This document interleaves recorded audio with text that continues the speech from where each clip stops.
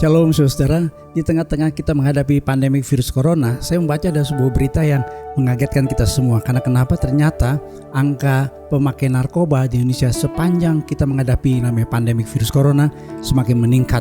Ditangkap yang namanya artis-artis nyata memakai narkoba di tengah-tengah kita menghadapi yang namanya pandemi virus corona. Bahkan saya membaca ada pilot memakai narkoba. Saya nggak bisa bayangkan kalau pilot pakai narkoba dia bisa terbangkan pesawat, mestinya kita mendarat di Medan, akhirnya kita mendarat di Kalimantan. Kenapa? Karena pilotnya teler. Saudara, kenapa orang pakai narkoba? Menurut penelitian orang pakai narkoba karena dua sebab. Yang pertama mencari yang namanya kebahagiaan. Yang kedua mencari yang namanya ketenangan. Dalam situasi yang seperti ini atau keadaan yang berat buat banyak orang di Indonesia maupun juga seluruh dunia, banyak orang memakai narkoba untuk mendapatkan ketenangan dalam hidupnya. Tetapi kita sebagai orang percaya, saudara, kita percaya firman Tuhan yang berkata dalam Filipi pasal yang ke-4 ayat yang ke-6 dan ayat yang ke-7 yang berkata, janganlah hendaknya kamu khawatir tentang apapun juga, tetapi nyatakanlah dalam segala hal keinginanmu kepada Allah dalam doa dan ucapan syukur, maka damai sejahtera Allah yang melampaui segala akal akan memelihara hati dan pikiranmu dalam Kristus Yesus. Kalau kita memiliki kehidupan yang intim dengan Tuhan, kalau kita percaya kepada Tuhan, maka damai sejahtera yang Tuhan berikan buat kita itu melampaui keadaan situasi yang kita hadapi pada saat ini. Saudara, saya digerakkan Tuhan untuk mengkhotbahkan tentang mujizat Tuhan Yesus. Karena di tengah-tengah situasi yang seperti ini kita memerlukan mujizat Tuhan. Itulah sebabnya saudara Bapak Ibu sekalian, saya akan mengkhotbahkan pada hari Minggu tentang The Miracle of Jesus Christ. Beberapa minggu terakhir ini saya mengkhotbahkan tentang khotbah seri yang terambil dalam Injil Yohanes, di mana Tuhan Yesus mengadakan ada 7 mujizat. Saya khotbahkan itu secara berseri supaya jemaat Tuhan tetap dikuatkan.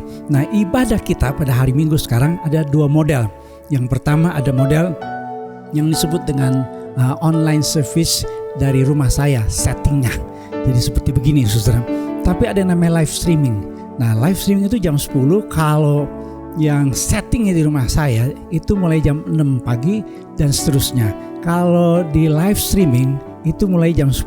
Nah, Bapak Ibu sekalian harus buka channel GB Ebenezer Official, maka kita akan mengikuti ibadah live streaming dan juga ibadah online yang seperti kita lakukan. Saya percaya Bapak Ibu sekalian dimanapun kita berada, Tuhan pasti memberkati kita, Tuhan pasti menolong kita kalau kita sungguh-sungguh beribadah dan percaya kepadanya. Juga kita punya ibadah khusus buat ibu-ibu, ya, buat para wanita, ibadah pada tanggal 25 Juli pada hari Sabtu jam 10 akan dilayani oleh Ibu Julita Manik, Pastor Julita Manik akan bawakan satu tema yang bagus. Temanya berjudul The Heart of Servant, hati seorang hamba. Nah, ibu-ibu harus mengikuti ibadah ini karena kita memerlukan firman Tuhan, kita memerlukan kekuatan dari Tuhan. Ibu Julita Manik seorang worshiper akan mengajak kita ibu-ibu khususnya mengalami kehadiran Tuhan, hadirat Tuhan, lawatan Tuhan dalam kehidupan kita. Hari Minggu juga kita punya ibadah khusus buat anak-anak. Ya, puji Tuhan, saya melihat semakin banyak anak-anak mengikuti ibadah EHK jam 9 pagi. Jam 9 pagi. Saya selalu mengatakan buat orang tua bahwa anak-anak kita sejak awal, sejak muda, sejak kecil kepada Tuhan, supaya mereka tetap bertumbuh. Walaupun anak-anak kita belum bisa sekolah secara langsung, tapi ibadah kita juga tidak bisa juga secara langsung, namun ibadah kita tetap harus ada buat anak kita. Anak-anak muda, jam 3 sore hari Minggu, tanggal 26 Juli, kita punya ibadah khusus buat orang-orang muda yang namanya MP Youth, ya, Master Plan Youth, dilayani oleh Echa Sumantri. Nah, Echa Sumantri ini kalau anak-anak muda pasti tahu lah. Ya, Echa Sumantri ini salah satu drummer terbaik. Ini orang yang punya talenta yang luar biasa. Tapi Echa Sumantri sekarang semakin dipakai Tuhan, sharing firman Tuhan dan semakin jadi berkat. Ya, saya pernah bareng-bareng di live Instagram dengan Echa Sumantri. Jadi orang-orang muda ikuti ibadah jam 3 sore buat orang-orang muda. Pasti orang-orang muda diberkati Tuhan. Bapak Ibu sekalian, dalam suasana seperti ini kita tetap harus mengikuti protokol kesehatan dari pemerintah dengan 3M. M yang pertama adalah kita harus pakai masker. Nah, coba lihat masker sekarang udah keren-keren, sama nggak? Ya kan? Keep on praying.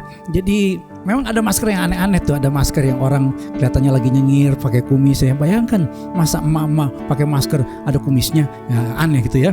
Nah, masker yang ini kan bisa jadi berkat. Keep on praying gitu ya. Matching nggak? Keren nggak ya? Nggak. Yang keren kaosnya apa orang ini ya? Nah, keep on praying ya. Jadi yang pertama pakai masker. Yang kedua tetap ya mencuci tangan, M yang kedua. Dan yang ketiga adalah tetap menjaga jarak. Tuhan menolong kita semua.